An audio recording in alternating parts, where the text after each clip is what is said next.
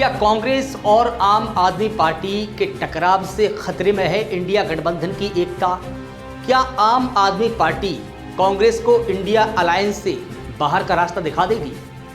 लोकसभा चुनावों में एक दूसरे के उम्मीदवारों के लिए प्रचार प्रसार करने वाली आम आदमी पार्टी और कांग्रेस के बीच दिल्ली विधानसभा चुनाव से ठीक पहले टकराव तेज हो गया है। दोनों पार्टियों के बीच में तीखी नोकझोंक देखने को मिली। दोनों पार्टियों के मतभेद की वजह से विपक्षी दलों के इंडिया गठबंधन की एकता खतरे में है, क्योंकि आम आदमी पार्टी ने कहा कि वो इंडिया गठबंधन में शामिल दलों से कांग्रेस को बाहर का रास्ता दिखाने के लिए कहेगी। आम आदमी पार्टी ने कहा कि अगर कांग्रेस ने अपने नेता अजय माकन के खिलाफ कार्रवाई नहीं की तो वो इंडिया गठबंधन में शामिल पार्टियों से कहेगी कि वो कांग्रेस को इससे अलग कर दे। लेकिन सवाल यह है कि कांग्रेस और आम आदमी पार्टी के बीच इस टकराव और इस तू-तू मैं-मैं से विपक्षी एकता चरमरा तो नहीं जाएगी? क्या दोनों पार्टियों के इस रवैये से इंडिया गठबंधन के वोटर खुद को छला हुआ या ठगा हुआ महसूस तो नहीं करेंगे? अगर इंडिया गठबंधन से कांग्रेस अलग होती है तो कौन सा दल सेनापति की भूमिका निभाएगा? देखिए यह खास रिपोर्ट।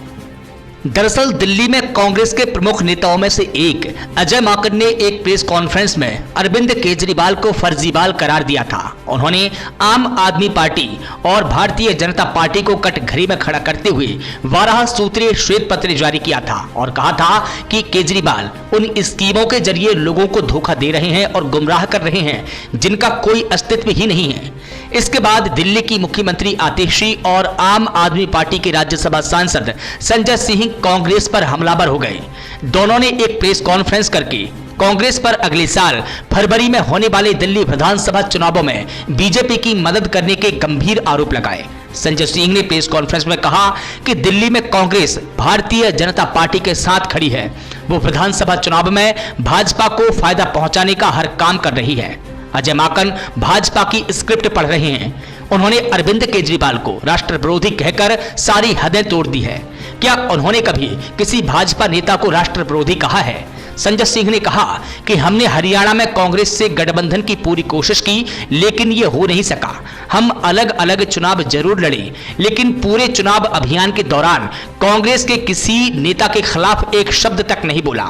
लेकिन अब कांग्रेस के उम्मीदवारों की सूची देखकर ऐसा लग रहा है कि ये सूची बीजेपी मुख्यालय में बनाई गई है। मैं कांग्रेस से अपील करता हूं कि 24 घंटे के अंदर अजय माकन के खिलाफ कार्रवाई करे, नहीं तो हम इंडिया गठबंधन के दलों को कांग्रेस को इससे बाहर निकालने के लिए कहेंगे। ऐसे में बड़ा सवाल यह है कि आम आदमी पार्टी और कांग्रेस के इस टकराव का असर क्या होगा। वहीं राजनीतिक विश्लेषक मानते हैं कि कांग्रेस यूपी में समाजवादी पार्टी और बहुजन समाज पार्टी, बिहार में आरजेडी और तमिलनाडु में द्रमुक को समर्थन देकर सहायक भूमिका निभा चुकी हैं। लेकिन इससे इन राज्यों में कांग्रेस को कोई फायदा नहीं हुआ। अब लगता है कि कांग्रेस अपनी इस गलती से सीखने की कोशिश कर रही है। उसे लग रहा है कि दिल्ली में अगर इसने आम आदमी पार्टी को समर्थन दिया तो बीजेपी के खिलाफ लड़ने का सारा श्रेय आम आदमी पार्टी ले जाएगी।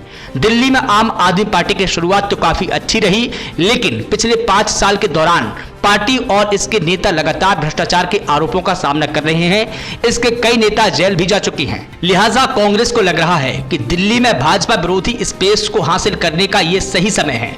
ये राजधानी में लगभग ध्वस्त हो चुकी कांग्रेस को दोबारा खड़ा करने की भी सही मौका है और यही कारण है कि वो आम आदमी पार्टी के साथ भिड़ने की मुद्रा में है। ब्यूरो रिपोर्ट, स्वतंत्र इंडिया न्यूज।